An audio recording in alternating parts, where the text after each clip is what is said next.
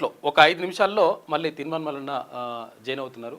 అంటే కొంచెం వేరే చిన్న పని మీద ఉన్నారు కాబట్టి ఒక 5 నిమిషాల్లో జాయిన్ అవుతాడు. అప్పటి వరకు అయితే మొత్తం మీద నిన్న కాళేశ్వరం రిపోర్టు పైన స్టే ఇవ్వాలని చెప్పేసి కేసీఆర్ తర్వాత హరీష్ రావు హైకోర్టుకి వెళ్తే హైకోర్టు స్టే విధించింది. అట్లేం కుదరదు ఆయన, అట్లా పరిస్థితి ఏం లేదు. ఇప్పటికిప్పుడు చర్యలు ఏం తీసుకుంటలేరు కదా వాళ్ళు. ఇప్పటికిప్పుడు చర్యలు తీసుకోనప్పుడు స్టే ఇవ్వాల్సినటువంటి అవసరం లేదు అని చెప్పేసి హైకోర్టు స్పష్టం చేసింది. ఈ నేపథ్యంలో మొత్తం మీద అసెంబ్లీలో చర్చ పెట్టిన తర్వాత, అసెంబ్లీలో చర్చ జరిగిన తర్వాత అసలు దానికి సంబంధించినటువంటి విషయాలన్నీ కూడా బయట పెట్టవచ్చు, ఆ తర్వాత మొత్తం కూడా బహిర్గతం చేయొచ్చు అని కూడా చెప్పింది. అయితే అప్పటి వరకు మీరు ఒకవేళ పబ్లిక్ డొమైన్లో ఎక్కడైనా పెట్టుంటే మాత్రం దాన్ని తీసేయండి అని చెప్పేసి కూడా హైకోర్టు స్పష్టం చేసింది. అంటే నిజంగా తప్పే చేయకపోతే, నిజంగా ఇప్పుడు అందులో అవినీతి జరగకపోతే, అక్రమాలే జరగకపోతే వీళ్ళు కోర్టుకు వెళ్ళాల్సిన అవసరం లేదు. ఎందుకంటే కోర్టులో ఎప్పటికైనా కానీ న్యాయం న్యాయం గెలుస్తుంది అనేటువంటి నమ్మకం వాళ్ళకుంటే న్యాయస్థానాల్లో వాళ్ళు అసలు కోర్టుకు వెళ్ళాల్సిన అవసరం లేదు. కాకపోతే వాళ్ళు కోర్టుకు వెళ్ళిండ్రు. ఎందుకంటే ఆ రిపోర్టు బయట పెట్టొద్దు, ఆ రిపోర్టును రద్దు చేయాలి, అట్లా చేయాలి, ఇట్లా అని పోతే అట్లా ఏం కుదరది. నడవని కథ. అసెంబ్లీలో పెట్టి చర్చ జరిగిన తర్వాత అసలు యాక్చువల్గా కోర్టు కూడా దాంట్లో జోక్యం చేసుకోవడానికి వీల్లేదనేటువంటి మాటను కూడా హైకోర్టు స్పష్టం చేసింది. ఈ నేపథ్యంలో మొత్తం మీద అక్కడ మాజీ ముఖ్యమంత్రి కేసీఆర్ తర్వాత మంత్రిగా ఉన్నటువంటి, అప్పుడు నీటిపారుదల శాఖ మంత్రిగా ఉన్నటువంటి హరీష్ రావుకు ఎదురు దెబ్బ తగిలింది ఇక్కడ హైకోర్టులో. ఇక మరోవైపు ఇక్కడ చాలా విషయాలు ఉన్నాయి. ఇక్కడ కూకట్పల్లిలో బాలిక హత్యకు సంబంధించినటువంటి మిస్టరీగా మారిందని చెప్పేసి మనము చర్చించుకున్నాం నిన్న మొన్న కూడా అంతా కూడా.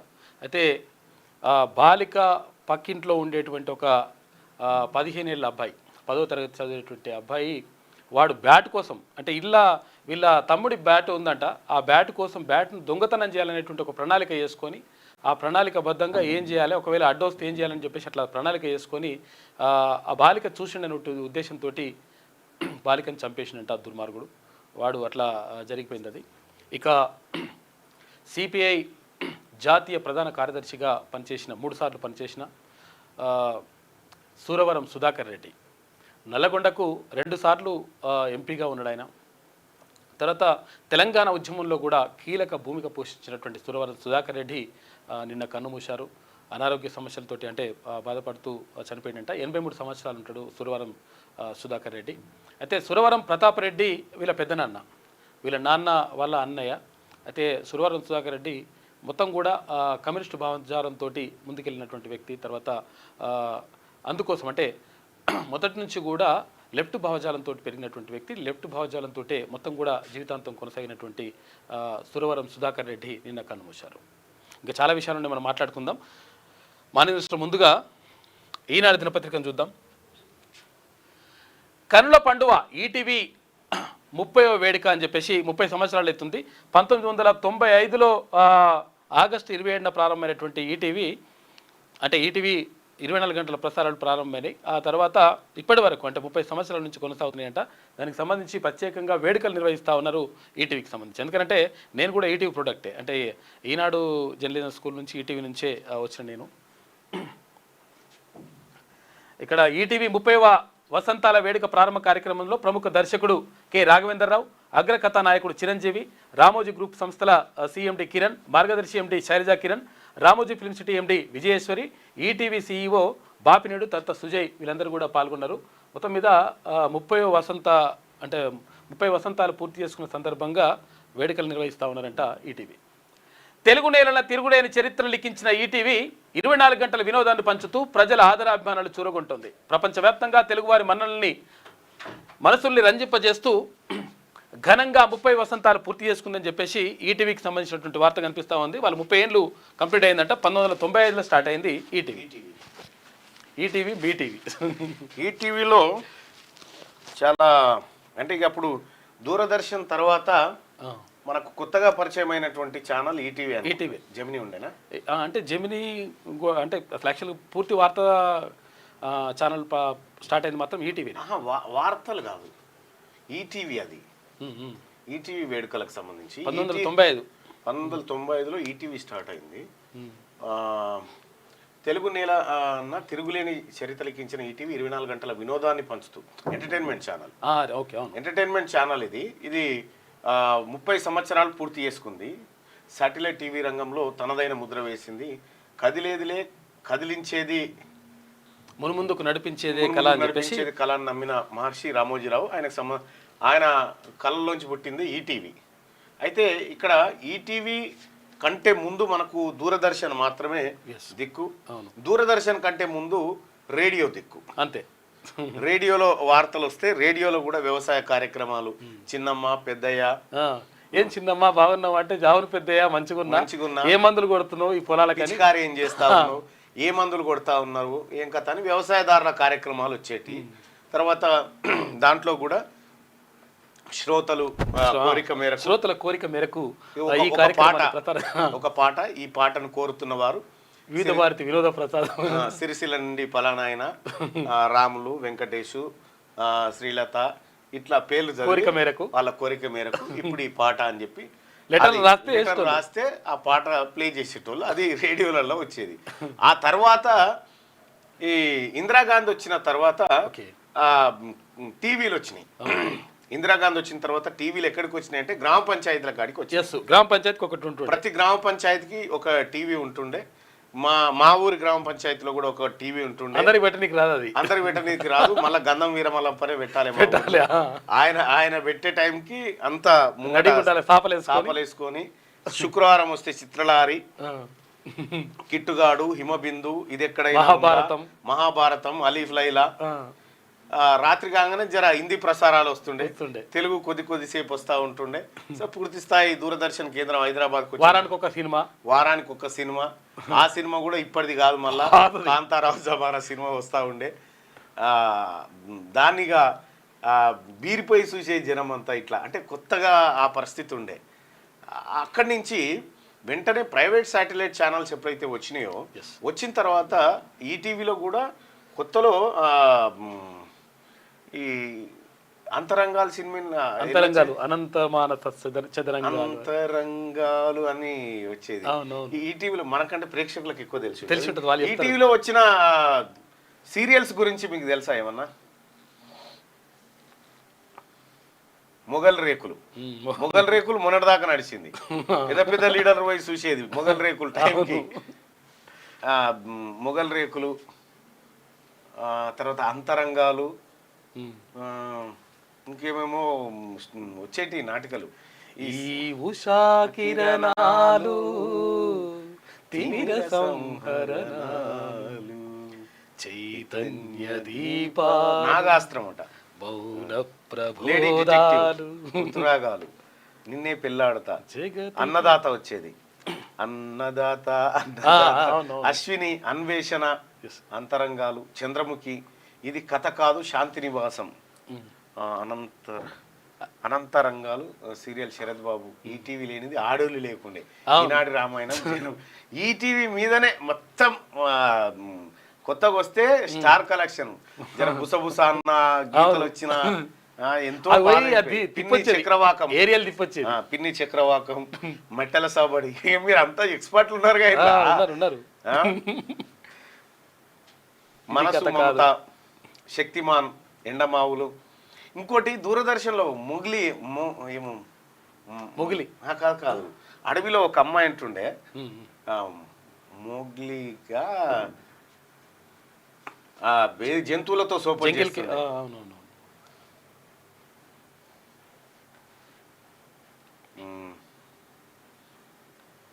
మార్వాడీల గురించి మీ అభిప్రాయం చెప్పండి అనండి. ఒక 10 రోజులు నడిపిర్రు, కొట్టినోడు దెబ్బలు పడినోడు, దెబ్బలు కొట్టినోడు ఇద్దరు మేము అందరం మంచిగానే ఉన్నాం అన్న తర్వాత ఇక నేను మాట్లాడడానికి ఏముంటుంది వయసపాడ. సమస్యపోయింది కదా. రహస్యం, కర్వి, రాధా గోపాలం, మోగ్లియా అదేదో ఉంటుండే అన్న. చిన్నపిల్లలు బాగా అట్రాక్ట్ అవుతుంది.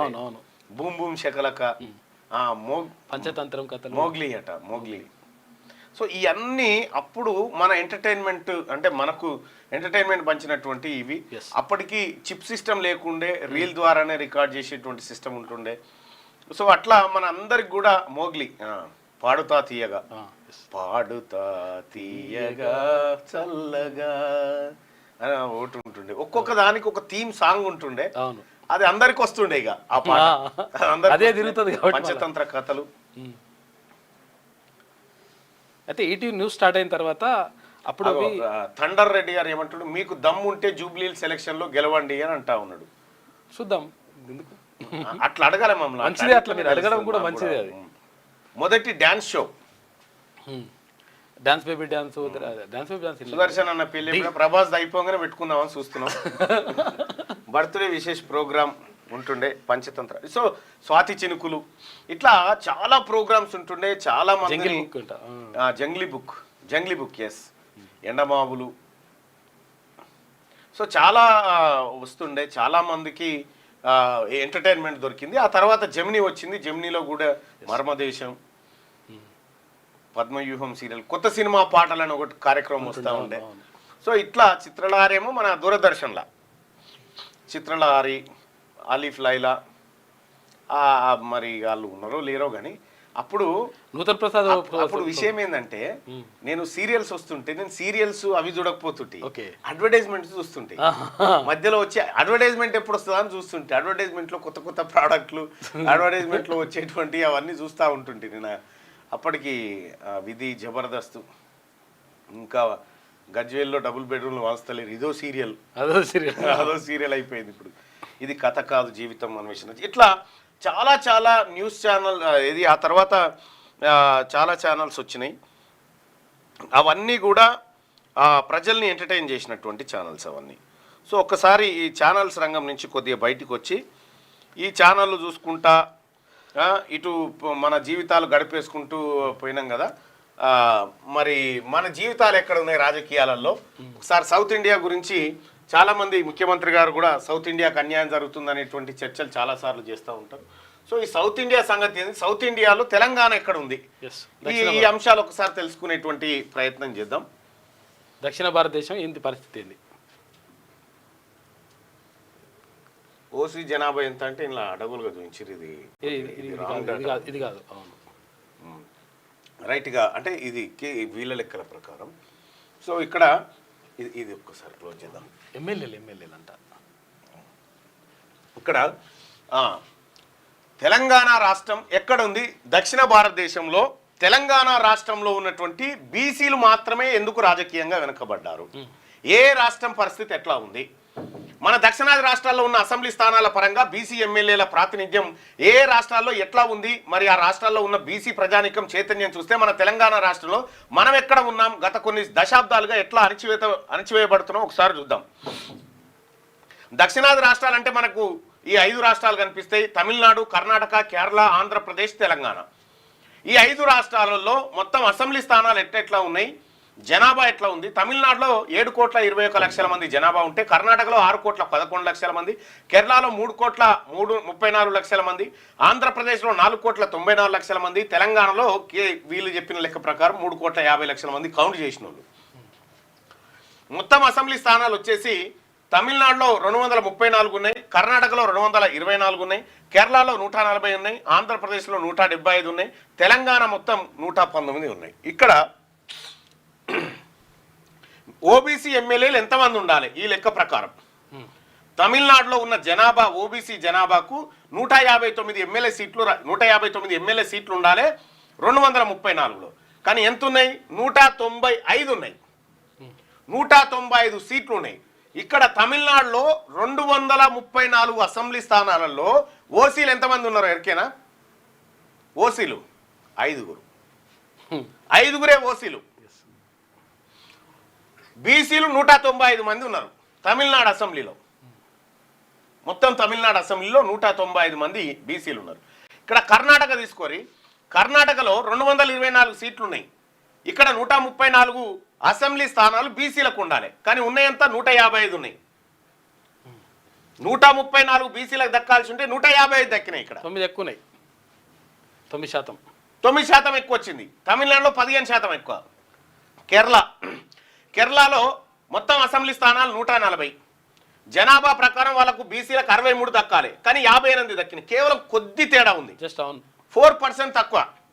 ఆంధ్రప్రదేశ్లో 175 ఉన్నాయి, జనాభా ప్రకారం 96 దక్కాలి బీసీలకు, దక్కినాయి 50, అంటే 26% తక్కువ దక్కినాయి.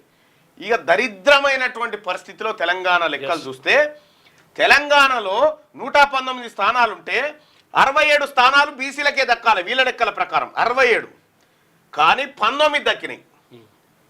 మొత్తం దక్షిణ భారతదేశంలోనే రాజకీయంగా అత్యంత వెనకబడ్డటువంటి బీసీలు తెలంగాణ రాష్ట్రంలోనే ఉన్నారు. కారణం ఏంది? తమిళనాడుకు బీసీ ముఖ్యమంత్రి అయిండు, కర్ణాటకకు బీసీ ముఖ్యమంత్రి అయిండు. కాబట్టి ఇక్కడ బీసీల ప్రాతినిధ్యం ఎక్కువ ఉంది. అక్కడ బీసీలు సూపర్ పవర్. కేరళకు కూడా బీసీ ముఖ్యమంత్రి అయ్యిండు, జస్ట్ కేరళకు బీసీ ముఖ్యమంత్రి అయ్యిండు, జస్ట్ 4% తేడా ఉంది. ఇక్కడ ఆంధ్రప్రదేశ్ తెలంగాణకు బీసీ ముఖ్యమంత్రులు కాలేదు కాబట్టి ఈ స్థాయిలో వ్యత్యాసం కనిపిస్తా ఉంది. 139 మంది లేరు, 39% మంది మన వాళ్ళు లేరంటే చూసుకో. ఇక 139 సీట్లు కోల్పోయినాం బీసీలం. ఇక్కడ మనం అబ్జర్వ్ చేయాల్సినటువంటి అంశం ఏంటంటే, పోనీ వీళ్ళు ఎంతమంది ఉన్నారయ్యా అంటే, ఈ 67 స్థానాలు ఏది మనకు దక్కాల్సిందే, మనకు దక్కలేదు. కానీ 69 స్థానాలు, 69 స్థానాలలో 10% లేని జనాభా వచ్చి కూర్చున్నారు. కారణం ఏంది? ఇక్కడ ఈ తమిళనాడులో ఉన్నటువంటి బీసీలు కానీ, కర్ణాటకలో ఉన్నటువంటి బీసీలు కానీ వీళ్ళు ఏ పొజిషన్లో ఉన్నారంటే, ఇప్పుడు సపోజ్ మన దగ్గర రేవంత్ రెడ్డి గారు మీకు 42% ఇస్తా, 42% ఇస్తే ఈ తేతే అంటారు కదా, అక్కడ జనం అట్లా అన్నారు. నువ్వు మాకు ఇచ్చేది ఏంది, నీది ఎంతలో నువ్వు తీసుకొని పక్క జరగంటారు అన్నట్టు. అందుకోసం అక్కడ ఆ ప్రాతినిధ్యం ఉంది, ఇక్కడ ఈ ప్రాతినిధ్యం ఉంది. ఆంధ్రప్రదేశ్ తెలంగాణ విపరీతంగా దెబ్బతిన్నాయి బీసీల విషయంలో. బీసీలకు భారతదేశంలోనే అత్యంత అన్యాయం చేస్తున్నటువంటి రాజకీయ పార్టీలు, రాజకీయ అగ్రకులాలు ఈ తెలంగాణ, ఏపీలో మాత్రమే ఉన్నాయి. ఇక్కడ కనీసం ఇంకా ఏపీలోనన్నా 26% వచ్చింది. తెలంగాణలోనైతే 100కి 40 సీట్లు బీసీలై దొంగతనంగా ఎత్తుకపోయి కూర్చున్నారు వాటిలో. కాబట్టి తెలంగాణ రాష్ట్రంలో బీసీలు ఎందుకు అత్యవసరంగా మేలుకోవాలంటే ఈ లెక్క ప్రకారం అన్నట్టు. ఇక్కడ చూడొచ్చు, తమిళనాడులో బీసీ పాపులేషన్ 68% ఉంటే ఎమ్మెల్యేలు 83% ఉన్నారు. కర్ణాటకలో పాపులేషన్ 60% ఉంటే ఎమ్మెల్యేలు 69% ఉన్నారు. కేరళలో 45 ఉంటే 41% ఉన్నారు. ఆంధ్రప్రదేశ్లో 55 ఉంటే 29 ఉన్నారు. ఇక 55% తెలంగాణలో ఉంటే 16% కూడా బీసీ ఎమ్మెల్యేలు లేరు. దీనికి కారణం ఎవరు అంటే ఆలోచన విధానం. ఇక్కడ ప్రజలకేమో ఓసీలు ఇష్టం అంటారు, అక్కడనేమో ఓసీ ప్రజలకే బీసీలు మీకు ఇది ఇస్తామని చెప్తారు. 5గురే తమిళనాడు అసెంబ్లీలో 5గురే అప్పర్ క్యాస్ట్ వాళ్ళు ఉన్నారు, 5గురే కేవలం. మొత్తం 195 మంది బీసీ ఎమ్మెల్యేలు, 195 మంది బీసీ ఎమ్మెల్యేలు ఉంటే అందులో ఆడొకాయన 5. ఆ 5 కూడా ఎట్లా బీసీలు ఎవ్వరు లేరు అనుకుంటే అప్పుడు ఇద్దరు ఈ 5 అంతే, లేకపోతే అక్కడ ఛాన్సే లేదు. సేమ్ తెలంగాణ రాష్ట్రంలో కూడా రేపు జరగబోయేది ఈ లెక్కలే. ఈ అణిచివేత, ఈ దోపిడీ ఏదైతే ఉందో ఇది మిక్కటానికి వచ్చేసింది తెలంగాణలో. ఇక జాలు అనే కాడికి వచ్చేసింది, కుతికేల కాడికి వచ్చేసింది. కాబట్టి ఈ లెక్కలు రాబోతా ఉన్నాయి మనకి. ఇప్పుడు ఈ లెక్కలు చూసిన తర్వాత మనకేం అర్థమైంది? ఈ లెక్కలు చూసిన తర్వాత మనకేం అర్థమైంది? తెలంగాణ రాష్ట్రంలో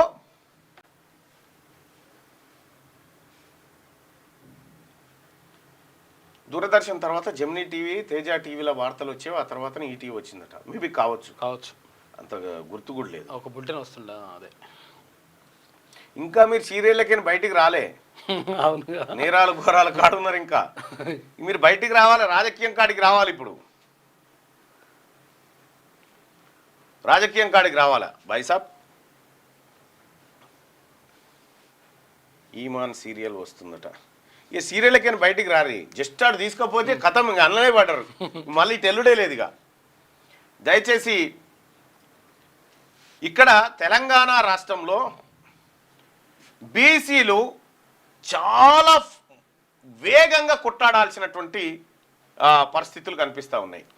సో ఇప్పటి వరకు మార్వాడీల గురించి మాట్లాడలేదు అని చెప్పి ఒక ఆయన అంటుండు, ఇంకొక ఆయన తప్పు వాళ్ళది కాదన్న, మన ముందు తరాలు బానిసలుగా మారడం వల్ల పరిస్థితి రావడం జరిగిందని ఒక ఆయన అంటా ఉన్నాడు.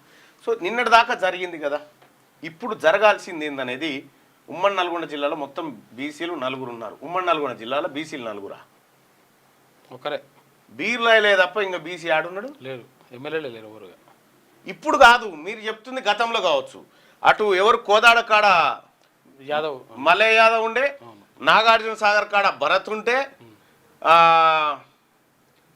ఇక్కడ బూడిద విపక్షం ఏముండే లే కాదు రెండు అవి తర్వాత ఇంకొకటి ఏడుంది మిర్యాలు కూడా లేదు. అట్లా మూడు ఉంటుండే, కానీ ఇప్పుడు ఈ రోజు లేదు. నల్లగొండ జిల్లాలో ఒక్కడే బీసీ ఎమ్మెల్యే, ఒక్కడే. ఖమ్మంలో బీసీ ఎమ్మెల్యేలు 0 10కి 10 10లో ఒక్కరు కూడా లేరు. అందుకోసమే ఈ ప్రపంచం నుంచి బయటికి రావాలా మనం. ఏదైతే వట్టిగానే ఇప్పుడు అందులో దొరబడ్డమో, ఏది సీరియళ్ళలో దొరబడితే బయటికి రావడానికి ఎంత సమయం పట్టిందో ఇది. కానీ తమిళనాడులో ప్రజలు వేరు. తెలంగాణ రాష్ట్రంలో బీసీలు అత్యవసరంగా మేలుకోవాల్సినటువంటి సందర్భం ఉంది. ఈ సందర్భాన్ని బట్టి తెలంగాణ రాష్ట్రంలో బీసీ ఉద్యమం ఎందుకు బలపడ్డది, ఎందుకు బీసీలంతా చైతన్యవంతమైరంటే ఈ అణిచివేతనే. వీళ్ళు చేసినటువంటి అణిచివేత కార్యక్రమాలే దీనికి కారణం. దక్షిణ భారతదేశంలో కూడా మనం వెనుకబడ్డాం. దక్షిణ భారతదేశంలో హక్కులు పోతున్నాయని రేవంత్ రెడ్డి గారు నిలబెడతాడు. దక్షిణ భారతదేశంలో ఉన్న తెలంగాణ హక్కుల పరిస్థితి ఇది. అత్యంత వెనుకబడినటువంటి ఎక్కడ ఛాన్స్ లేదు. ఛాన్స్ ఉన్న కాడ ఇవ్వకుండా, ఛాన్స్ రాని కాడ మీకు ఇస్తామని చెప్పడము, ఇది నయవంచన, ఇది ద్రోహం, ఇది కుట్ర. ఈ రకంగా బీసీలను మోసం చేస్తున్నటువంటి పార్టీ ప్రభుత్వాలు, ఇక్కడ అగ్రవర్ణ ప్రభుత్వాలు. వీళ్లకు నిజంగా బీసీలు రేపు కొట్టబోయేటువంటి దెబ్బతోటి బీసీలు వీళ్ళు ఒక్కడే దెబ్బకు బిచ్చగాళ్ళ లెక్క మారిపోతారు. వీళ్ళు బిచ్చగాళ్ళ కంటే అధ్వానం అయిపోతారు. వీళ్ళు వాళ్ళ వ్యాపారాలు, వాళ్ళ బిజినెస్ అన్నిటి పెట్టుకొని రాజకీయ రంగం వైపు ఎందుకు వస్తా ఉన్నారు? అసలు కథ ఈడుంది కాబట్టి. ఒక రాజకీయ మార్పిడి అనేది, అధికారం అనేది బీసీల చేతుల్లోకి వస్తే సమస్త సమస్యలకు చెక్ పెట్టొచ్చు. Political power is master key అందుకే అంబేద్కర్ అదే చెప్పింది కదా. దయచేసి మార్నింగ్ ని చూస్తున్నటువంటి మిత్రులారా ఈ లైక్ బటన్ ని క్లిక్ చేయండి.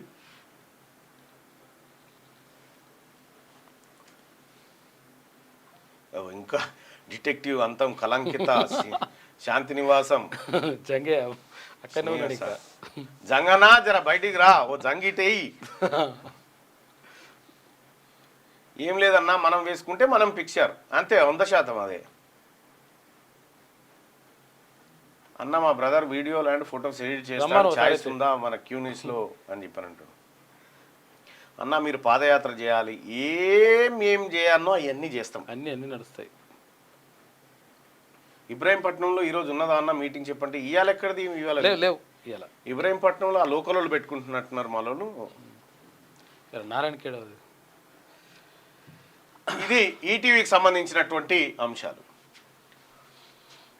చర్యలు లేనప్పుడు స్టే అనవసరం.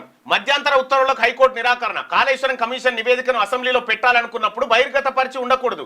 ఒకవేళ వెబ్సైట్లో ఉంటే తొలగించాలి. 4 వారాల్లో కౌంటర్ దాఖలు చేయండి. కేసీఆర్, హరీష్ రావు పిటిషన్లపై ప్రభుత్వానికి ఆదేశం.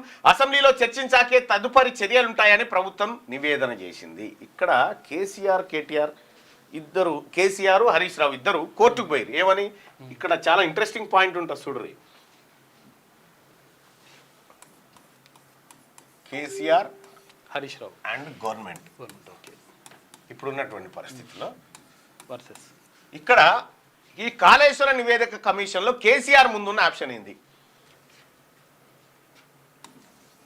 నివేదిక కొట్టివేయాలి అని హైకోర్టుకు పోయిండు. హైకోర్టు స్టే ఇస్తుందేమో అని చూసిరు. కానీ ప్రభుత్వం ఏం చెప్పింది? అసెంబ్లీలో చర్చ పెట్టినాకనే, చర్చ తర్వాతే చర్యలు అని చెప్పింది. సో అసెంబ్లీలో చర్చ తర్వాతనే చర్యలు ఉంటాయి కాబట్టి ఇప్పుడు స్టే ఇవ్వాల్సిన అవసరం లేదని చెప్పి కేసీఆర్కు, హరీష్ రావుకు హైకోర్టులో తలుపులు మూతపడ్డాయి. అంతే. ఇప్పుడు వాళ్ళ ముందున్నటువంటి ఆప్షన్ ఏంది? సుప్రీంకోర్టు పోవడం. సుప్రీంకోర్టులో ఈ జస్టిస్ ఘోష్ కమిషన్ ఇచ్చినటువంటి నివేదిక పైన స్టే కోరడం. ఇది అయితే విషయం ఏంటంటే ఇక్కడ అందులోంచి మెయిన్ పాయింట్స్ అన్నిటినీ వెబ్సైట్లో పెట్టిర్రు కాబట్టి బహిర్గతపరిచిరు. ఆ బహిర్గతపరిచిన నివేదిక ప్రకారం మమ్మల్ని దోషులుగా చేయాలని చూస్తుంది అనేది వీళ్ళు చెప్పినటువంటి ఆరోపణ. మేము బయట పెట్టిందేమో చర్చ పెట్టినాం దాని మీద అంతే అని చెప్పుడుతోటి అదేదైనా వెబ్సైట్లో ఉంటే అది తొలగించడం సరే తీసేస్తారు. ఓకే, ఇప్పుడు వాట్ నెక్స్ట్? కేసీఆర్ ముంగట్టు ఉన్నటువంటి ఆప్షన్ ఏంటంటే కేసీఆర్ గారు మీకు కూడా తెలుసు, నేను కొత్తగా చెప్పాల్సిన పని లేదు. ఒకటి సుప్రీంకోర్టుకు వెళ్ళడం,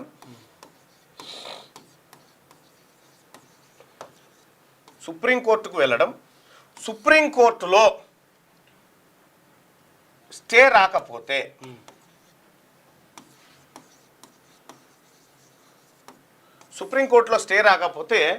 మీకు తెలుసు కదా, ఇంకోటి కాళేశ్వరంలో తిన్నటువంటి డబ్బుల్లో కొంత కప్పం రేవంత్ రెడ్డి గారితో చీకటి ఒప్పందం చేసుకొని కాళేశ్వరంలో తిన్నటువంటి డబ్బుల్లో కొంత కప్పం రేవంత్ రెడ్డి గారికి గడితే ఇదేమన్నా మీరు బచాయిస్తారు. ఒకవేళ ఈ పాటికే చేసిండి హైకోర్టుకు పోయే డ్రామా కార్యక్రమాలు ఏమన్నా ఆ కార్యక్రమంలో భాగంగానే జరిపినంటే అది వేరే. కానీ ఇక్కడ కాళేశ్వరం పేరు మీద 1000 కోట్ల రూపాయలు తిన్నది వాస్తవం కేసీఆర్. ఆ తిన్నటువంటి దాంట్లో ఏ అవినీతి లేకుండా వాళ్ళ మెడ మీద కత్తి పెట్టి సగం వసూలు చేయగల సత్తా ఇప్పుడు రేవంత్ రెడ్డి గారికి ఉంది, సగం వసూలు చేయగల సత్తా. సో ఆ కార్యక్రమం ఉంటేనే బచాయిస్తారు.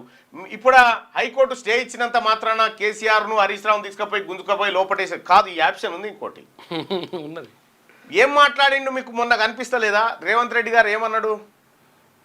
ఏం వాళ్ళ మానాన వాళ్ళు పోతారండి, ఎవరి పాపం వాళ్ళు ఎంట పోతారు అని చెప్పి. దాని అర్థం ఏంది? ప్రతీకారం తీసుకొని అన్నాడు. నేను ప్రతీకారం తీసుకొని ఎవరి మానాన ఎవరి పాపం వాళ్ళకి తగులుతుంది అని ఒకటి. రెండోది, కేసీఆర్కు ఫామ్ హౌసే జైలు.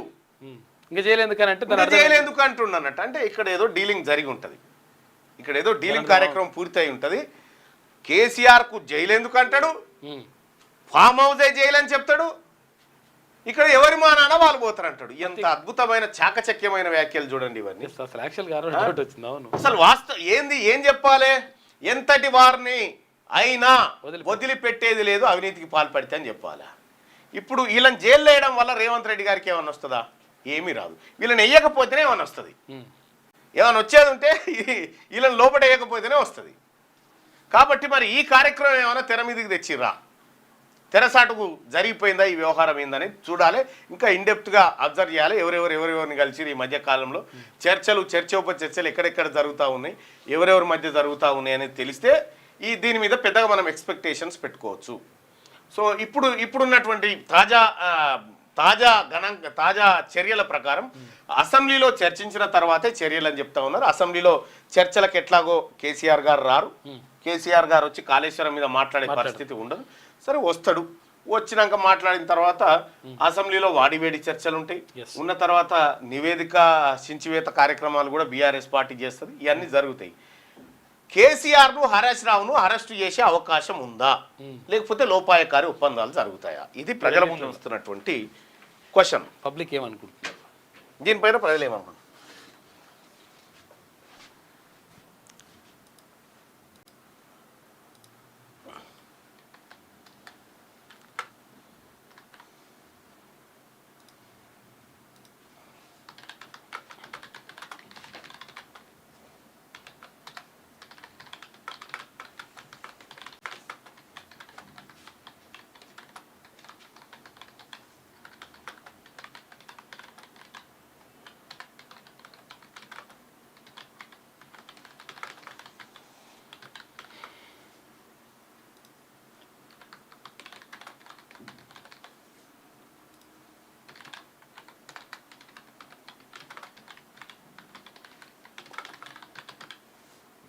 చలో మీ అభిప్రాయం చెప్పండి దీంట్లో. అన్న రేవంత్ రెడ్డి బ్రదర్ కొండల్ రెడ్డి గోవాలో డీలింగ్లు చేస్తున్నారు అంట, నిజమేనంటే ఏమో బాయ్ సాబ్ మనకు తెలియదు, కనుక్కోమంటే కనుక్కుంటా.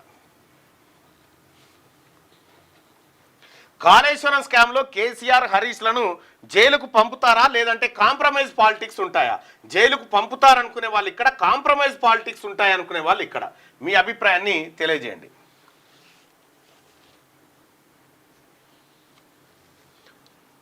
అంటే రేవంత్ రెడ్డి గారికి ఓ లెక్క ఉంటుందండి. ఇప్పుడు పంపి ఏం చేయాలి? నయనానందం ఏమని కావడం, పైసలు ఉంటే అన్ని ఆనందాలు.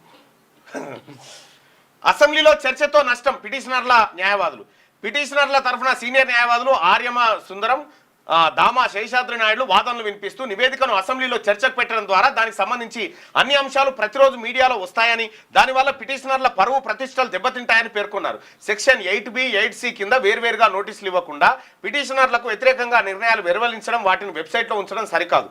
సంక్షిప్త నివేదిక, బహిరంగ చర్చలు ఇవన్నీ ప్రభుత్వ చర్యలు. ఇందులో కోర్టులు జోక్యం చేసుకోవచ్చు. అసెంబ్లీ చర్చలోకి వెళ్తే కోర్టులు జోక్యం చేసుకునే అవకాశం ఉండదు. ఏం చర్యలు ఉంటాయి అన్నది లేకుండా అసెంబ్లీలో చర్చ రాజకీయంగా ఇబ్బంది కలిగిస్తుంది. ప్రత్యక్ష చర్చ ద్వారా పిటిషనర్ల పరువు ప్రతిష్టలను దెబ్బతీయడానికే ఇదంతా. పిటిషనర్లకు నిబంధనల ప్రకారం నోటీసులు ఇవ్వకుండా రూపొందించిన నివేదిక చెల్లుబాటు కాదు అని పిటిషనర్లు పేర్కొన్నారు. ఇప్పుడు మీరు కాంప్రమైజ్ అయిపోయి ఇప్పుడు మీరు ఆలోచిపడి ఏం చేసినా రేపటి బీసీ ప్రభుత్వంలో అందరినీ అప్పుడు బరాబర్ ప్రజాక్షేత్రంలో నిలబెడుతుంది రేపటి బీసీ ప్రభుత్వం. ఇప్పుడు మీరు తాత్కాలికంగా కాంప్రమైజ్ అయిపోయి మనం అప్పర్ క్యాస్ట్ వాళ్ళంతా ఒక్కటే కదా, మనం దోయాల్సింది బీసీలను కదా అని ఇప్పుడు కాంప్రమైజ్ అయినా భవిష్యత్తులో మాత్రం తప్పదు. కమ్యూనిస్టు దిగ్గజం సురవరం కన్నుమూత. 3 దఫాలుగా సిపిఐ జాతీయ ప్రధాన కార్యదర్శిగా పనిచేసిన తెలుగు నేత. ఈ తెలంగాణ ఉద్యమంలో కీలక భూమిక. కమ్యూనిస్టు దిగ్గజం సిపిఐ మాజీ ప్రధాన కార్యదర్శి మాజీ ఎంపీ సురవరం సుధాకర్ రెడ్డి ఇక లేరు. హైదరాబాద్ గచ్చిబౌలి కేర్ ఆసుపత్రిలో చికిత్స పొందుతూ శుక్రవారం రాత్రి కన్నుమూశారు.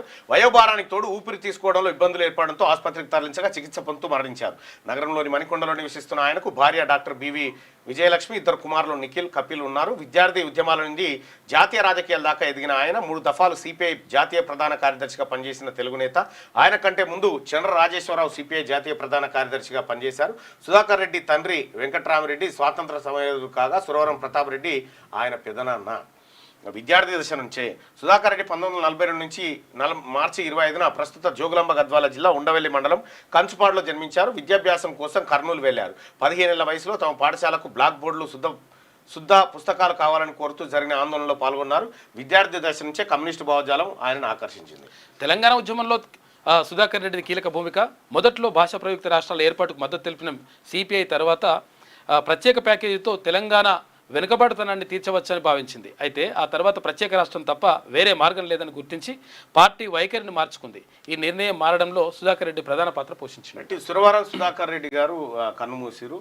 ఆయన 2 సార్లు ఎంపీగా పనిచేసినటువంటి పరిస్థితిని చూస్తాను. అయితే సురవరం సుధాకర్ రెడ్డి గారు నల్గొండ నుంచి ఎంపీగా కూడా ప్రాతినిధ్యం వహించడం జరిగింది. అయితే నల్గొండలో అప్పటికి కాంగ్రెస్ బలంగా ఉండి కొద్దిగా సిపిఐ తక్కువగా ఉన్నప్పటికీ నల్గొండలో ఉన్నటువంటి రెడ్లంతా కమ్యూనిస్ట్ రెడ్డి గారిని గెలిపించారు. వి హనుమంతరావును ఓడగొట్టారు.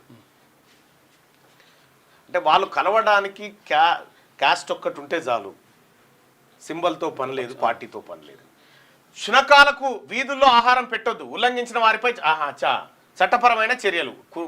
ఏది ఎంకిపల్లి సుబ్బి సాగుకు వచ్చినట్టుగా ఇప్పుడు కుక్కల కథ మనసులో సాగుకు వచ్చింది. శునకాలకు వీధుల్లో ఆహారం పెట్టొద్దు, ఉల్లంఘించిన వారిపై చట్టపరమైన చర్యలు. మున్సిపాలిటీలో వార్డుల వారీగా ఫీడింగ్ కేంద్రాల ఏర్పాటు. దేశమంతటికి వర్తించేలా సుప్రీంకోర్టు మధ్యంతర తీర్పు. సంతాన నిరోధక చికిత్సల తర్వాత వీధి కుక్కలను వదిలిపెట్టాలి. ఢిల్లీలో నిషేధం ఉత్తర్వులు సవరణ చేసిందట. కుటుంబ నియంత్రణ ఆపరేషన్ చెప్పారట కుక్కలకు చెప్తున్నది. ఢిల్లీ వీధి కుక్కల బెడదకు సంబంధించి సుప్రీంకోర్టు కీలక ఆదేశాలు వెలువరించింది. వీధులు, బహిరంగ ప్రదేశాల్లో వాటికి ఆహారం అందించడం చట్టవిరుద్ధమని స్పష్టం చేసింది. దేశ రాజధాని ఢిల్లీ పరిధిలో శునకాలను నిషేధిస్తూ ఇటీవల వెలువరించిన ఉత్తర్వులను శుక్రవారం సవరించింది. మూగజీవుల పట్ల ఆదేశాలు చాలా కఠినంగా ఉన్నాయంటూ జంతు ప్రేమికుల నుంచి వచ్చిన తీవ్ర నిరసనల నేపథ్యంలో జస్టిస్ విక్రమ్నాథ్ నేతృత్వంలోని త్రిసభ్య ధర్మాసనం మధ్యంతర తీర్పు వెలువరించింది. వీధి శునకాలకు టీకాలు ఇవ్వడంతో పాటు సంతాన నిరోధక చికిత్సల ద్వారా తర్వాత వాటిని వదిలిపెట్టాలని స్పష్టం చేసింది. అయితే మనుషులపై దాడి చేసే స్వభావం రెబీస్ వ్యాధికారక శునకాలను మాత్రం షెల్టర్లకు తరలించాలని తెలిపింది. అంటే కరిసే కుక్కలను షెల్టర్లకు ఎట్లా తెలుస్తుంది? కరిసే కుక్క కరిసినాక తెలుస్తుంది. ఈ కుక్క కరుస్తుంది అని ఎవరికైనా తెలుస్తుందా? దానివల్ల వచ్చి అనుకుంటుంది. అది వచ్చి పిక్క పట్టుకునే కదా దాని పని, పట్టుకునే దాకా కూడా తెలియదు. మురిగే కుక్క కరవదు, ఇంకా మురిగే కుక్క నయం. సామెత అది కానీ కరవదని ఎవరికి పలానా కుక్క కరుస్తుంది, పలానా కుక్క కరవదు అని ఎట్ట గుర్తుపడతారు? కుక్కలలో కూడా రౌడీ కుక్కలు ఇట్లా దస్తి కట్టుకుని వెనకట రౌడీ లెక్క ఉంటాయా? ఉండే పెంచుకొని ఉంటాయి అట్లా.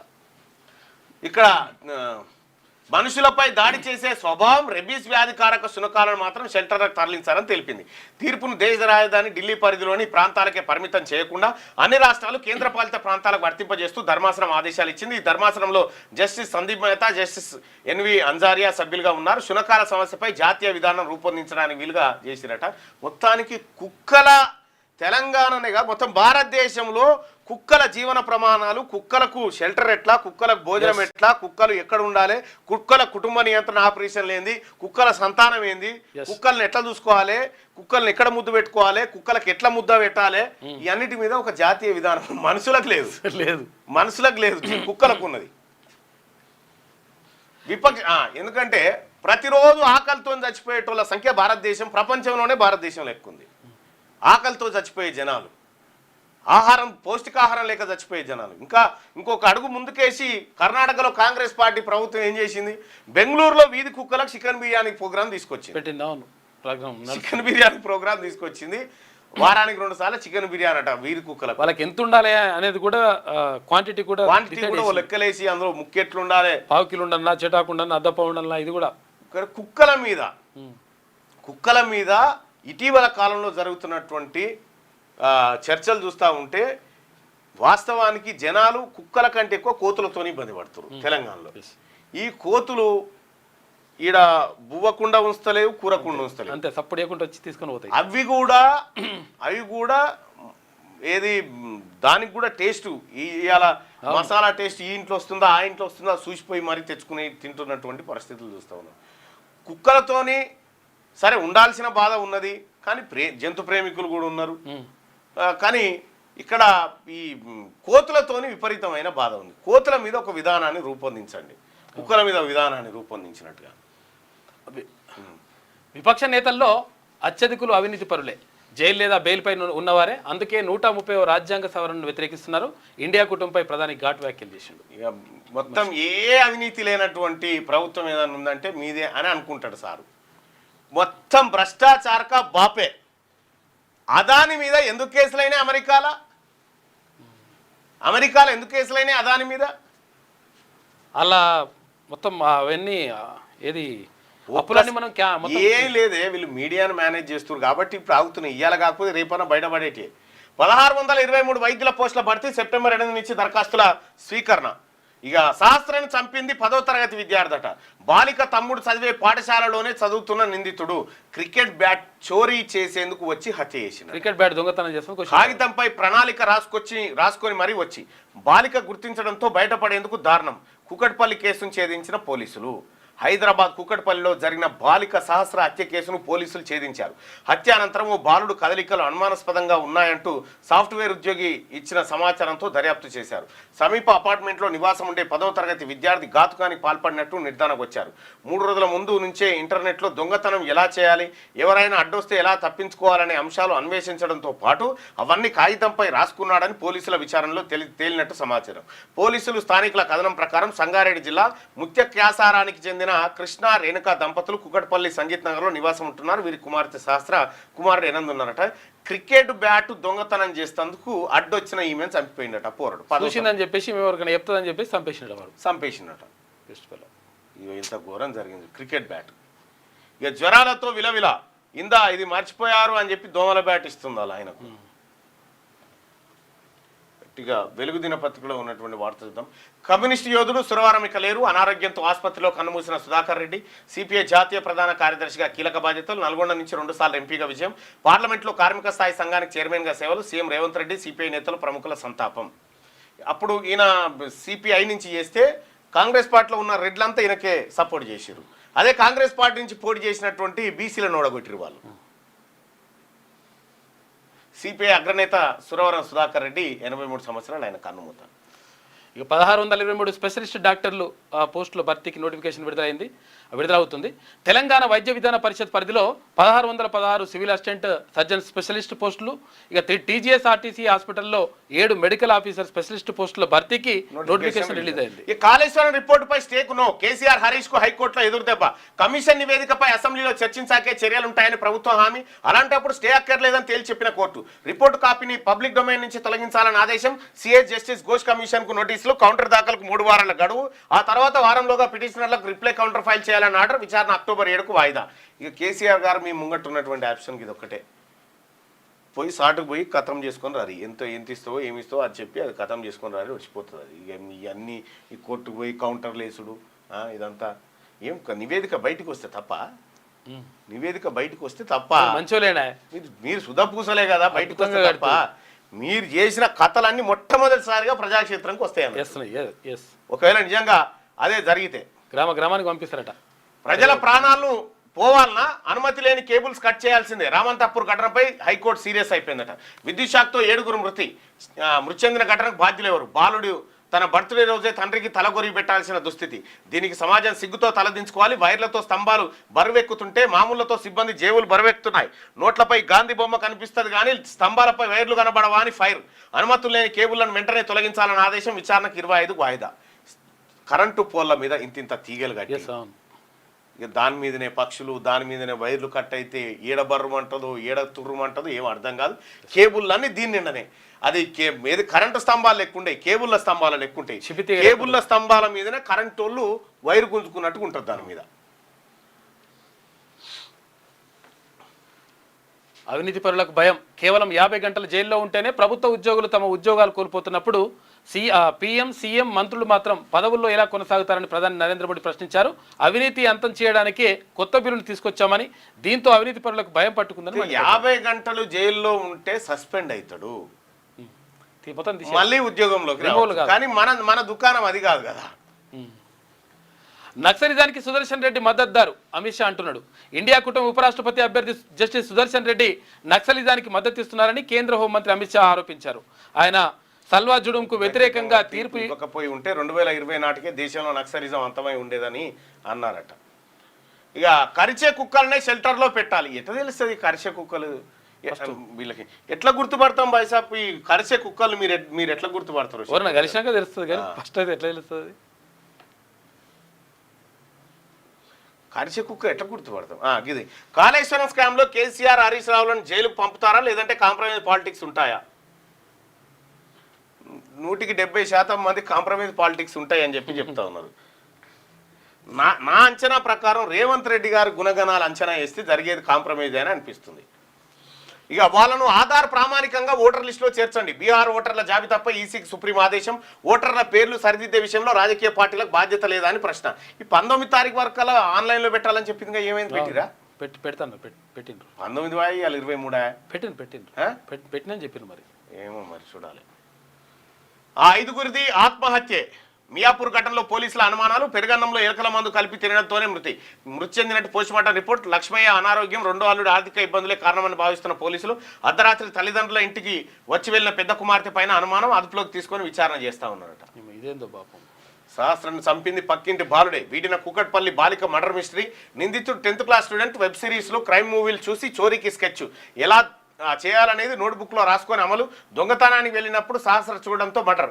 రక్త బట్టలు చూసిన సైలెన్స్ గా ఉన్న బాలుడి పేరెంట్స్. పోలీసుల అదుపులో నిందితుడు, అతని తల్లిదండ్రులు ఉన్నారట. ఎట్ట దంపాలని ఇట్లా రాసుకున్నట. ఆగం పట్టిస్తున్న డీఫేక్. ఏఐ టెక్నాలజీ వాడుతూ రెచ్చిపోతున్న సైబర్ నేరగాలు. సోషల్ మీడియాలో ప్రముఖుల డీఫేక్ వీడియోలతో ప్రచారం. గుర్తుపట్టలేనంతగా ముఖ కలవికలు, భాషా ఆహాభావాలు క్రియేట్ చేస్తా ఉన్నారట. ఈడ ఇప్పుడు నీకు సంబంధం లేకుండా నీ వీడియోని మీరు ఈ బెట్టింగ్ యాప్ లో పాల్గొనండి అని చెప్పినా చెప్పొస్తుందట. అట్లనే ఇప్పుడు అట్లా నిర్మలా సీతారామన్ వీడియో చూసి చాలా మంది పెట్టిరట. రైట్. యూట్యూబ్, ఇన్స్టా, ఫేస్బుక్ ఇలా ఏ సోషల్ మీడియా అకౌంట్ ఓపెన్ చేసినా ఇటీవల పెట్టుబడులకు సంబంధించి కేంద్ర ఆర్థిక మంత్రి నిర్మలా సీతారామన్ వీడియో తెగ వైరల్ అవుతున్నది. చాలా మంది నకిలీ వెబ్సైట్లో డబ్బు పెట్టి మోసపోతున్నారు. ఇకపై అలాంటి తప్పు చేయొద్దు. ఈ వీడియో కింద ఇచ్చిన లింక్ ద్వారా అధికారిక వెబ్సైట్లోకి లాగిన్ అవ్వండి. మీరు 21,000తో అకౌంట్ ప్రారంభించగానే ఏఐ ఆధారిత ఒక ఆయన వికలాంగుడు వచ్చిన పిలువ ఆయన బాధ ఏందో ఒకసారి. ఇప్పటికి 4-5 సార్లు వచ్చిపోయా. 21,000తో అకౌంట్ ప్రారంభించగానే ఏఐ ఆధారిత ట్రేడింగ్ సిస్టమ్ రంగంలోకి దిగి మీ డబ్బును ఉత్తమమైన మార్గాల్లో పెట్టుబడి పెట్టి మీకు మంచి రిటర్న్ ఇస్తుంది. 6 నెలలుగా చాలా మంది నెలకు 10 లక్షల చొప్పున సంపాదిస్తున్నారంటూ అత్యంత నమ్మకంగా చెప్తుంటారు. నిజానికి అందులో ఉన్న నిర్మలా సీతారామన్ కాదు, సైబర్ నేరగాళ్లు ఏఐతో సృష్టించిన డీప్ ఫేక్ వీడియో. ఈ ఫేక్ వీడియోను చూసి హైదరాబాద్కు చెందిన 71 ఏళ్ల రిటైర్డ్ డాక్టర్ 20 లక్షలు పెట్టి మోసపోయిందట. సరే రామ. ఆర్థిక మంత్రి వీడియో పెట్టిరా. ఆర్టిఫిషియల్ ఇంటెలిజెన్స్ ఏ వీడియోను కూడా అంత ఈజీగా నమ్మడానికి వీల్లేదు. అదో పరిచయం ఉంది. ఇప్పుడు ఏపీ 4 ఇంట్రా లింకులను ఒప్పుకోం. ఇక డిఏకి తేల్చి చెప్పిన తెలంగాణ అని చెప్పేసి ఈ ఇంట్రా లింకులన్నీ గోదావరి, కృష్ణా ట్రిబ్యునల్ అవార్డుకు విరుద్ధం.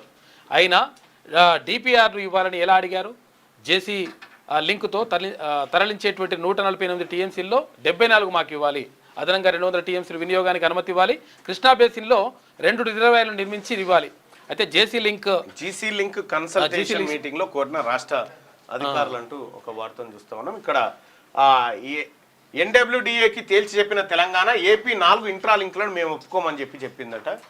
అయితే బనకచెర్లతో పాటు ఇంకో 4 ప్రాజెక్టులు కట్టదామని వాళ్ళు ప్లాన్ చేస్తున్నారంట. ఆ ప్రాజెక్టులకు మేము ఒప్పుకోనరా నాయన అని చెప్తుందంట. గట్టిగా తీర్మానం చూస్తే జిఎస్టీ భారం ఎంత తగ్గుతుందంటే వీళ్ళకి ఒక పెద్ద ఊసిపోయింది, తగ్గుతుంది అంతే. ఏమైంది కాదు ఏమైంది గీనే మాట్లాడదాం రా. వస్తలేదు అది మెల్లె మెల్లె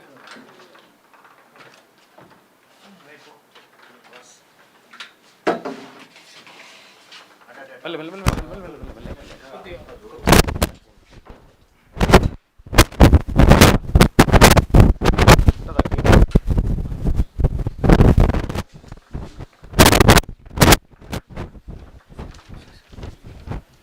మీ పేరేంది బాయ్ సబ్ చెప్పు. నా పేరు మార్క్. ఈయన మార్కాండేయ మిషన్ వాక్లో ఫిజియోథెరపీ ఇదంతా చేయిస్తున్నాడు, థెరపీ ట్రీట్మెంట్ జరుగుతూ ఉంది. ఇప్పుడు ఎన్నిసార్లు వచ్చినావు వీడికి? 3 సార్లు వచ్చింది. 3 సార్లు వచ్చినావు. నీకు ఆయన కోమటిరెడ్డి వెంకటరెడ్డి సాయం చేస్తాడని చెప్పాగా? ఏం లేదు సార్, ఏం లేదు సార్. పోలేదా నువ్వు? ఏం చేయలేదు సార్. నువ్వు పోయినావా లేదా? పోయినా. ఏడికి పోయినావు? మంత్రి అయిన తర్వాత 4 సార్లు కలిసిన. మీది ఏ ఊరు?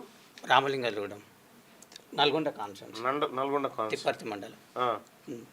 ఎలక్షన్ టైంలో చేపిస్తా బాబు, నీకు ఎంతైనా నేను చేపిస్తా అన్నాడు. తర్వాత మళ్ళీ మంత్రి అయిన తర్వాత పోయి కలిసిన తర్వాత నాకు ట్రీట్మెంట్ లేకుండా ఎల్ఓసిపి అని సార్ పలానా హాస్పిటల్లో నేను చేయించుకుంటాను, చేద్దాం అన్నాడు. మళ్ళీ ఇంటికి కూడా పోయినా. ఇంటికి పోతే చూద్దాం అన్నాడు. మళ్ళీ క్యాంప్ ఆఫీస్కి పోయినా, మంత్రి ఆఫీస్కి పోయినా. ఎల్ఓసి మీద పెట్టింది, సంతకం పెట్టింది. ఇక అలా పిఏలకు అందరికి ఫోన్ చేసిన, ఇది కాదులే బాబు. మళ్ళీ ఒకసారి కలిసి అది నీకు మిషన్ వస్తుంది, మిషన్ ఇప్పిస్తా అన్నాడు. కానీ ఏం ఇప్పుడు ఏంది మరి పరిస్థితి? నువ్వు నీకు మొన్న వాళ్ళ పిఏతో మాట్లాడి కూడా చెప్పినా కదా బొమ్మని. అప్పటి వరకు మీరు చెప్పిన తర్వాత రారా అన్నాడు. పోయిన తర్వాత ఆయన మళ్ళీ కోమారెడ్డి సార్ వాళ్ళ పిఏకే ఉపయోగపోయింది. నేను ఆయనకు ఫోన్ చేసిన, సార్ ఇట్లా ఉందంటే 3-4 సార్లు చేసిన, ఏం లేదు. ఇప్పుడు నాకు ట్రీట్మెంట్ కంతులకి రేడియేషన్ ట్రీట్మెంట్ అయిపోయింది సార్.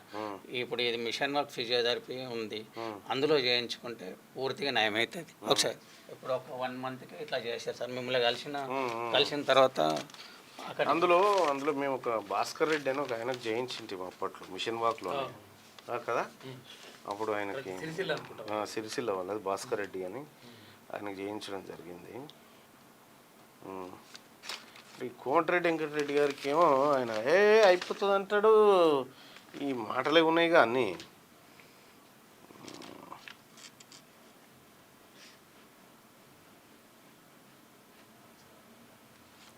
సార్ 20 రోజులకి ఇట్లా నిలబెడతారు సార్.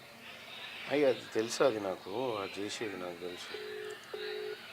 ఒక పని చేయరాదు మీరు, ఈ వెంకరెడ్డి మాటలు నమ్మకం. కానీ రాజగోపాల్ రెడ్డి అయితే బెటర్ ఏమో నా జనం. నేను ఎక్కడికైనా వెళ్ళమంటే వెళ్ళడానికి రెడీ. నాకు ఇది ఒక్కటి ట్రీట్మెంట్ చేపించాలి సార్. నా చేతులతో నేను బతకలేదు.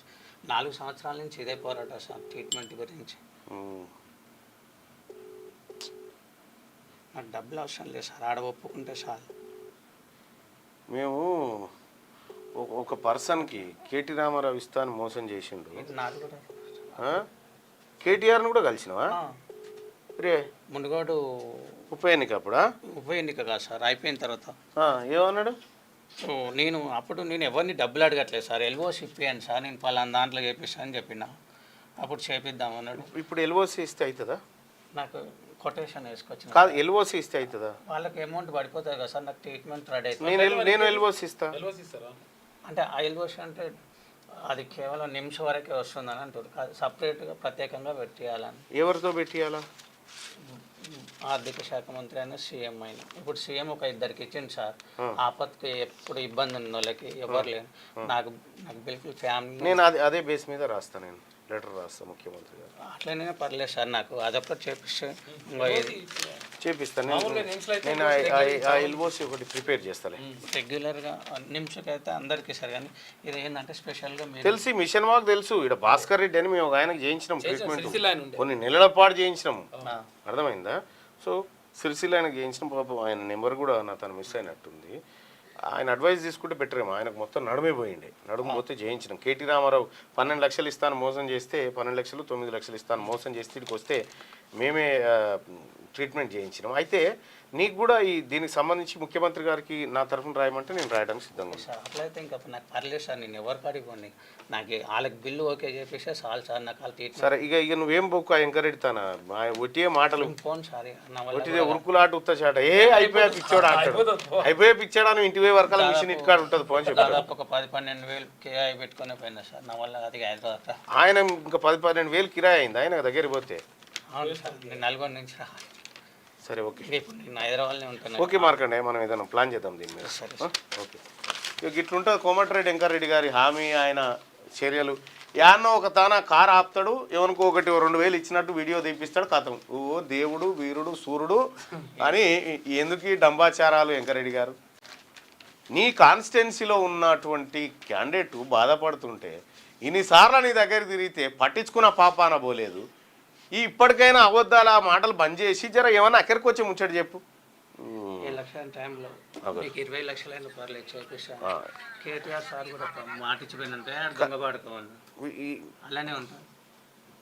ఇక నా నెంబర్ ఉందా ఇలా? లేదు సార్, నెంబర్ 4 సంవత్సరాల నుంచి ఇదే ఇక నాయకులను కానీ సోషల్ మీడియాని నమ్ముకొని వాళ్ళని సాయం చేసి ఇప్పటి వరకు ట్రీట్మెంట్ స్టార్ట్ చేసుకుంటున్నాను సార్. ఇక ఏం చెప్పాను చూడు కోమటిరెడ్డి వెంకటరెడ్డి గారు, ఇది ఈ నెంబర్ ఉంది సార్ నా దగ్గర. కోమటిరెడ్డి వెంకటరెడ్డి గారు ఏం చెప్పిండో చూడు. ఎన్ని ఏళ్ళ కింద ఇది ఎలక్షన్ క్యాంప్. కోమటిరెడ్డి వెంకటరెడ్డి మాటలు నమ్ముతావా మార్కండే? అదే పెట్టాడు, మైక్ పెట్టాడా?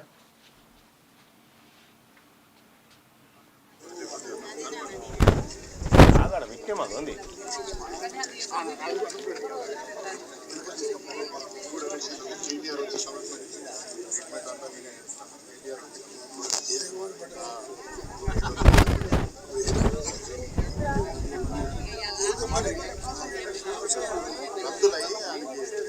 కంతులయ్యా కేటీఆర్ వచ్చి ఏడాది అయింది ఏం సాయం చేస్తారంటే ఆడ బడివాయి నేను చేస్తాను.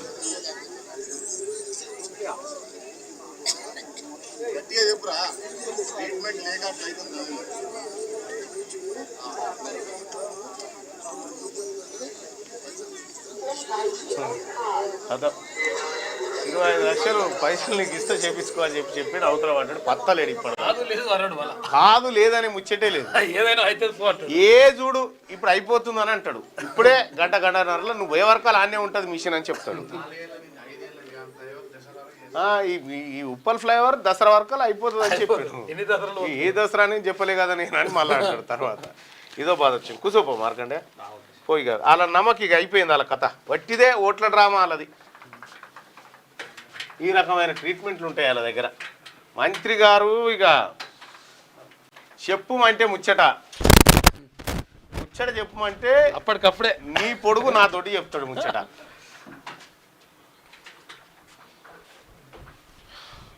ఇది వెలుగు దినపత్రికలో ఉన్నటువంటి వార్తలు. ఇవి ఒకసారి ఆంధ్రజ్యోతిలో ఉన్నటువంటి వార్తలు చూద్దాం. సిపిఐ రాష్ట్ర కార్యదర్శిగా మరోసారి కూనంనేని ఎన్నిక, వరుసగా రెండోసారి బాధ్యతలు, 101 మందితో నూతన కార్యవర్గం ఏర్పాటు. సుదర్శన్ రెడ్డి నక్సల్స్ మద్దతుదారు లే, ఆయన రెడ్ల మద్దతుదారి సలాజును నిషేధిస్తూ తీర్పునిచ్చారు. ఆ తీర్పు రాకపోతే 5 ఏళ్ల కిందే నక్సలిజం అంతమైంది. వామపక్షాల ఒత్తిడితోనే ఆయనను కాంగ్రెస్ ఉపరాష్ట్రపతి అభ్యర్థిగా నిలబెట్టింది. కేంద్ర హోంమంత్రి అమిత్ షా తీవ్ర ఆరోపణలు. నైతిక విలువల కోసమే PMCM పదవి బిల్లును తీసుకొచ్చామని వెల్లడి. ఇక బీసీ బిల్లులపై సుప్రీంకోర్టుకు 5 నెలలుగా రాష్ట్రపతి వద్ద పెండింగ్ లో బీసీ రిజర్వేషన్ బిల్లులు, రాష్ట్రాలు పంపిన బిల్లులపై రాష్ట్రపతి 90 రోజుల్లో తేల్చాల్సిందేనని గతంలో సుప్రీంకోర్టు స్పష్టీకరణ. బీసీ బిల్లులకు ఇది వర్తిస్తుందని సర్కారు యోచన. సుప్రీంకు వెళ్తే పంచాయతీ ఎన్నికల నిర్వహణకు హైకోర్టును మరింత గడువు కోరే అవకాశం. నేడు టీపీసీసీ పీఏసీ సమావేశంలో చర్చ. 25న కేబినెట్ 42%పై ప్రభుత్వపర నిర్ణయం తీసుకోబోతా ఉన్నారట. మీరు 42% రిజర్వేషన్ అన్నమాట ప్రకారం ఇచ్చినప్పుడే లెక్క. అంతే. మీ దయాదాక్షిణ్యాలు, మీ బిత్సాలు, పార్టీ పరంగాలు ఏం అక్కర్లేదు. జైలు నుంచి పాలన కుదరదు. 50 గంటల్లో జైల్లో ఉంటే ప్రభుత్వ ఉద్యోగాన్నే కోల్పోతాడు ప్రధానమంత్రి, ముఖ్యమంత్రి. మంత్రులకు ఈ రూల్ వర్తించదా? వారు జైల్లో ఉన్నా ప్రభుత్వంలో కొనసాగుతున్నారు. నాయకులే ఇలా ఉంటే అవినీతిపై పోరాడేది ఎలా? కాంగ్రెస్ పాలనలో అవినీతిపై పెద్ద చిట్టానే ఉంది. ఇక బీహార్లో ఆర్జేడీ పాలన లాంతర్ యుగం. బెంగాల్ అభివృద్ధికి తృణమూలే అడ్డంకి అని చెప్పేసి మోడీ అంటున్నాడు. ఇక బీహార్, పశ్చిమ బెంగాల్లో వేల కోట్ల రూపాయల విలువైన ప్రాజెక్టులకు ప్రారంభోత్సవాలు, శంకుస్థాపనలు చేసిండు నిన్న. అయితే జైలు నుంచి పాలన కుదరదు, జైలున్న వ్యక్తి అట్టేట పాలన చేస్తారని చెప్పేసి అంటా ఉన్నారు ప్రధానమంత్రి నరేంద్ర మోడీ.